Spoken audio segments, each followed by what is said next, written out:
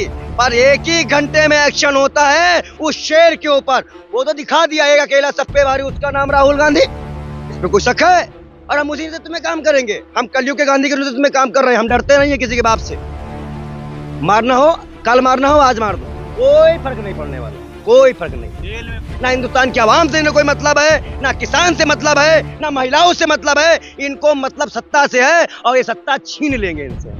खिलाफ लाठी डंडे का प्रयोग कर रहे हैं कांग्रेसियों पर, उन कांग्रेसियों पर, उन गांधी परिवार पे जिसके पूरी पीढ़ियों पे कोठी नहीं कोठियां हुआ करती थी। आज उनके वारिस के पास कोठी नहीं है, इतने ईमानदार हैं। चाहे कार्यालय देखो हमारा, अब अपना कार्यालय देखो बेशर्मो, अभी केंद्रीय विस्तार कार्यालय बनाए हो। युवाओं का दर्द तुम्हें नहीं दिख रहा है, महिलाओं का दर्द तुम्हें नहीं दिख रहा है। युवा सड़क पे भीख मांग रहा है, आप एसी वाले कार्यालय बना रहे हो। मंशा साफ है।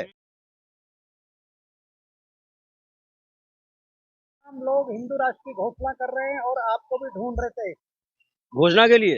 घोषणा के लिए नहीं, जान से मारने के लिए। हाँ, मस्जिद पे जो आपने नमाज पढ़ा उसके विरोध में तमाम सनातनी उतर गए। हमें लगता है कि आप लोगों को या इन भक्तों को कुछ चीजें दिखाई नहीं देती।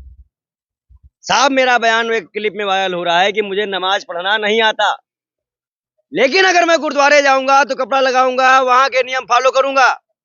मंदिर जाऊंगा, मंदिर का नियम फॉलो करूंगा। मस्जिद जाऊंगा, मस्जिद का नियम फॉलो करूंगा। ये सब चीजें लगता है इन लोगों को सिखाई नहीं गई है। और जो इस तरह के हेडिंग और हेडलाइन चलाए जाने दीजिए, हमें कोई दिक्कत नहीं, मरना सबको है। जगह जगह मस्जिद तोड़ी जा रही है।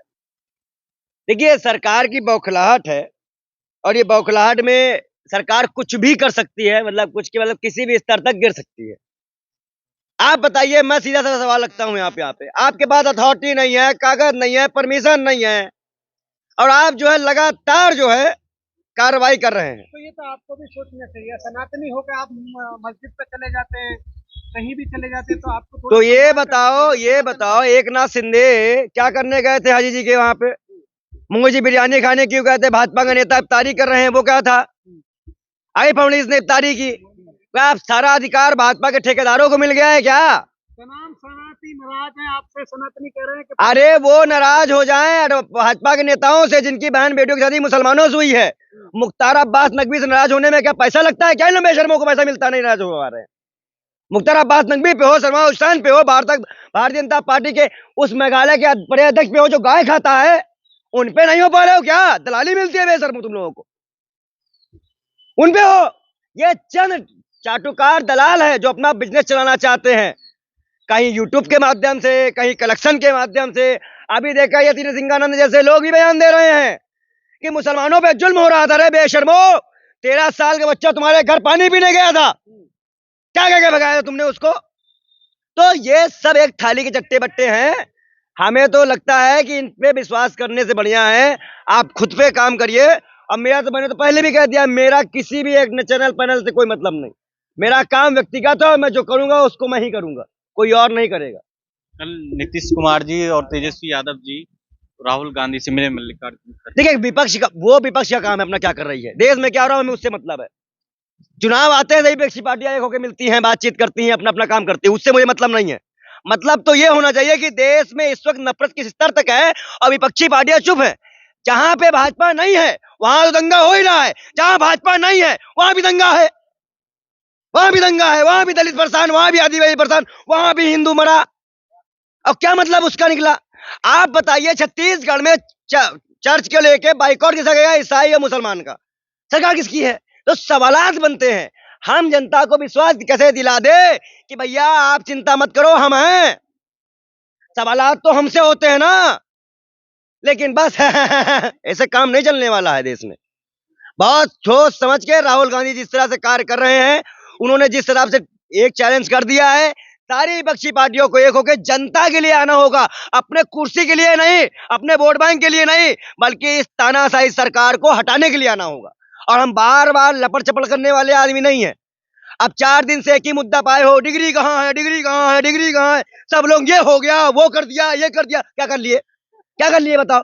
जो हेडलाइन लिखी है उसमें से बताओ, मैं रत्ती भर कुछ कर पाऊंगा? मोदी को उखाड़ दूंगा, कहां से उखाड़ दूंगा भाई? क्या मजाक है ये?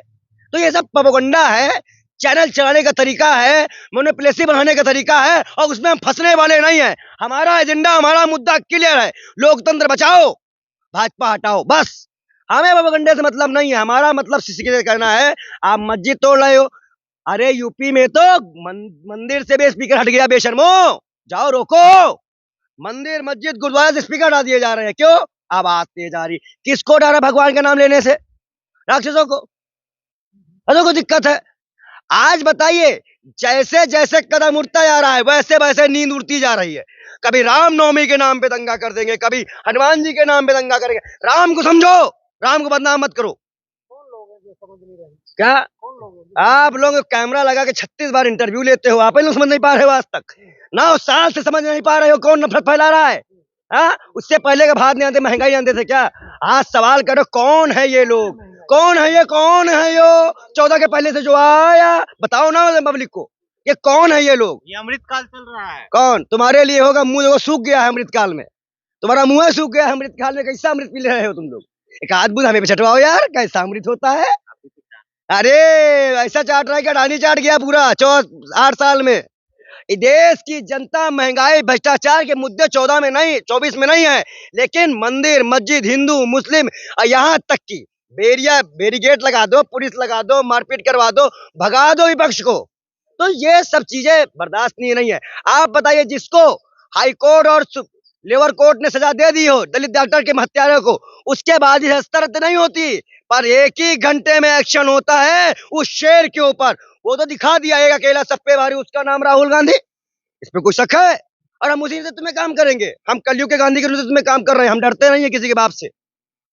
मारना हो कल, मारना हो आज मार दो, कोई फर्क नहीं पड़ने वाला, कोई फर्क नहीं। जेल में बंद कर देंगे, जेल बोलेंगे कैसे? तो जेल में बंद कर देंगे तो हमारे आवाजें बंद हो जाएगी।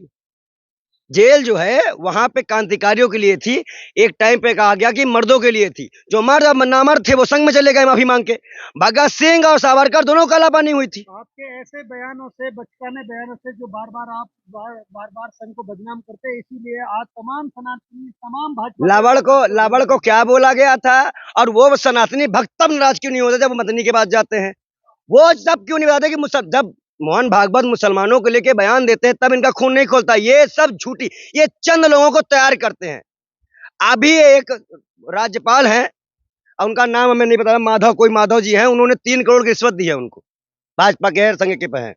उन्होंने 300 करोड़ की रिश्वत दी है अडानी वाले मटर को दबाने के लिए। ये सभी में गंगा घोर हो रहा है। के राज्यपाल, अरे अभी क्या नाम है, सतपाल मलिक जो भी कश्मीर में थे, उनको पैसे दिए जा रहे हैं। ये सरकार अभी मैं बता पैसे दे रहा है? अभी मैं बता दूं आपको, अभी इस सरकार की सही से जांच करा दो। 20,97,000 करोड़ में क्या जीरो आते पता है? नहीं पता होगा, नहीं पता है ना? आप बताइए। 20 लाख आप बताइए। हमें भी नहीं पता, इतना बड़ा घोटाला है। अब हम ट्रिलियन बिलियन थोड़ी ना जानेंगे भाई, हमको भी नहीं पता, तब तो पूछ रहे तुमसे, तो पत्रकार हो, पढ़ के आए हो, हम साधु संत आदमी भाई। सबसे बड़ी बात है 20,97,000 करोड़ का घोटाला हुआ। कहा गया हम कोरोना काल में फंड देंगे, कभी कॉर्पोरेट, और इसमें और वहां पे हमारी ताई जी आई, बताई जिनको महंगाई प्याज नहीं खाती, महंगाई नहीं लगती, उन्होंने फंड बांटा। किसके पास गया? अडानी के पास। उसके बाद और आई है, वैक्सीन के नाम पे लूट हुई। अभी भी 8 लाख करोड़ रुपया ये आरबीआई से मांग रहे भिखारी की तरह। कहाँ जा रहा है, किसके पास? देश तरक्की कर रहा है, बेफिक्र रहेगा मोदी जी। अरे तुम कब तरक्की करोगे भैया? कैमरा ले लो फिर। अगर तरक्की करना हो छोटे चलने को दे दो। आप बताइए, बड़े बड़े चैनल लाइव टेलीकास्ट कराने करोड़ रुपए के, अरबों रुपए ब्रांडिंग करवा रहे हैं आप लोग। ये गोदी मीडिया जो है, जो आज मस्जिद टूटने पे है और भी गंभीर मुद्दों पे, कभी भाजपा वालों को बुलाए, उनको चाय पिलाए, उसके बाद बोले झुनझुना 15 लाख, झुनझुना 2 करोड़, और उसके बाद किचन बिस्तर लगाए और सो जाए। यही काम उनका बचा है। वो किचन कैबिनेट वाले हैं ना, किचन में लगाए बिस्तर है, उनको ऐसे का काम भी नहीं है। उनको फ्रिज खोल दो, ठंडी हवा लग जाती है। भाजपा गोबर भाग, इनको कोई फर्क नहीं पड़ता हिंदुस्तान से, ना हिंदुस्तान की आवाम से इन्हें कोई मतलब है, ना किसान से मतलब है, ना महिलाओं से मतलब है। इनको मतलब सत्ता से है, और ये सत्ता छीन लेंगे इनसे हम। आपने कहा सत्यपाल मलिक को किसने पैसे दिए? अरे राम माधव है ना कोई आरएसएस का नेता, उसने दिया है, वो भी बयान आया उनका। 3 करोड़ रुपए दिए? 300। 300। हाँ, अरे वहां पे 300 से ना सुना करो यार, बहुत बड़ा घोटाला हो जाता है। यहाँ 20-22 हजार करोड़ का मामला पूछ तो कहेंगे। मतलब राम माधव ने दिए हैं 300 करोड़? बात चल रही है, अभी दिए नहीं है, वो लिए नहीं है, अभी बात चल रही है कि हम देंगे, चुप रह जाओ। और एक चीज और मैं बता दूं, ये जांचे कब, मैंने तो देखो संविधान, आज संविधान जयंती है, बाबा साहब अम्बेडकर की जयंती है, कल है, कल। मैं मानता हूं उनको, और मैं संविधान जयंती पे एक प्रश्न करता हूं। संविधान हमें अधिकार दिया, हमने वोट दे दिया। आप सरकार में बैठ गए, संविधान कहता है कि हम मांग करें जेपीसी की जांच करवाएं। अब आप संविधान के खिलाफ लाठी डंडे का प्रयोग कर रहे हैं कांग्रेसियों पर, उन कांग्रेसियों पर, उन गांधी परिवार पे जिसके पूरी पीढ़ियों पे कोठी नहीं कोठियां हुआ करती थी। आज उनके वारिस के पास कोठी नहीं है, इतने ईमानदार हैं वो।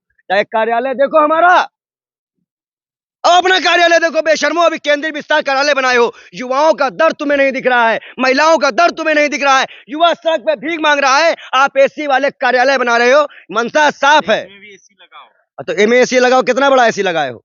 ये 70 साल पुरानी पार्टी का कार्यालय है, और जाके 9 साल पुरानी पार्टी कार्यालय देख के आओ, हंसना भूल जाओगे। तुम्हारा ही पैसा लगाया गया वहां पे, तुम्हारे ही परिवारों का पैसा है वो। कोरोना काल में उन मौतों का पैसा है, उन रेमडेसिविर का पैसा है, वो एक वैक्सीन का पैसा है जो तुमसे वसूला गया, वो 22 लाख करोड़ रुपया है जो तुमसे 13 पेट्रोल में वसूला गया, वो तुम्हारा जनधन खाते से निकाला गया पैसा है, वो मिड डे फूड का पैसा है, राम मंदिर का पैसा है, जिसमें एक संत की हत्या कर दी गई इलाहाबाद में। अब आज उसी इलाहाबाद में इनकाउंटर हुआ, हम प्रसन्न हैं, अपराधियों पे इनकाउंटर होना चाहिए, लेकिन 100 अपराधियों की लिस्ट भाजपा जारी करे। ब्रजेश सिंह से उनके क्या संबंध है वो जाहिर करे, क्यों मुख्यमंत्री ब्रजेश सिंह से साथ दावत करते हैं वो भी बताए, और सारे लोगों पे एक साथ कार्रवाई हो। तो मुख्यमंत्री योगी आदित्यनाथ के काम से खुश हैं?